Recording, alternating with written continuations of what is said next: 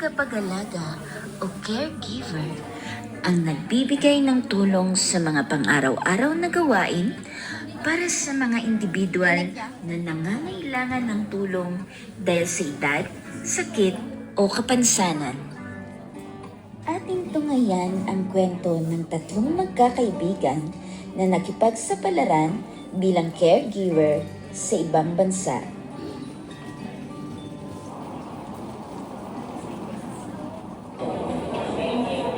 JetBlue Flight 1116 service to Austin is boarding all customers. All roads at gate 56C. La, oras na nagpalit ng damit mo. Magpalit ka na po, ha? Suotin mo na, La. Sige na, La. Suotin mo na. Sige na, La. Huwag mo na akong bigyan ng heart. Ayaw ko to, Joyce. Ayaw ko to, girl. Patience. Patience.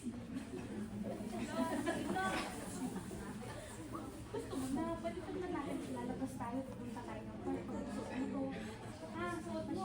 Oo, papasyal tayo, pupunta tayo ng park. Gusto ko yan. Sige na, yan. Very good, Lola. Perfect.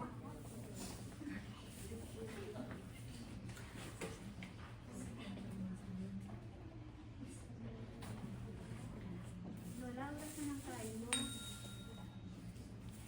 Kain ka na, Lola. Masarap to. Lola, sige na, kain ka na. Lola, paborito mo to eh. Ito yung kinakain natin parati. Paborito mo to. Kain ka na nga. Kasi papasyal tayo mamaya.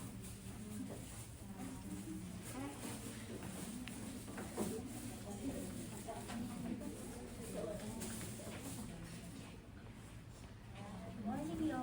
Oras na ng ligo mo. Oras na ng pagligo mo. Ano maganda gawin para ma-intindihan ako ni Lolo?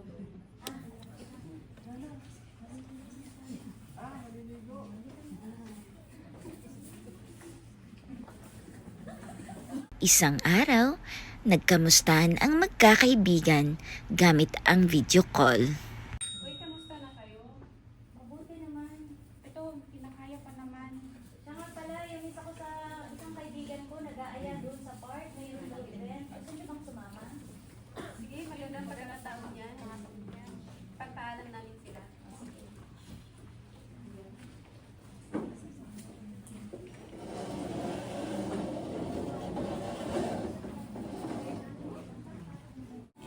Dumating ang araw ng selebrasyon at muling nagkita sina Jenny, Joyce at Jack.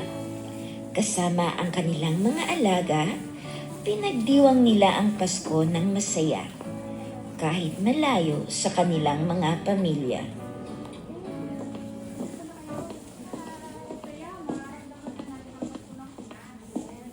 Tara, iupo na natin ang mga lolo natin.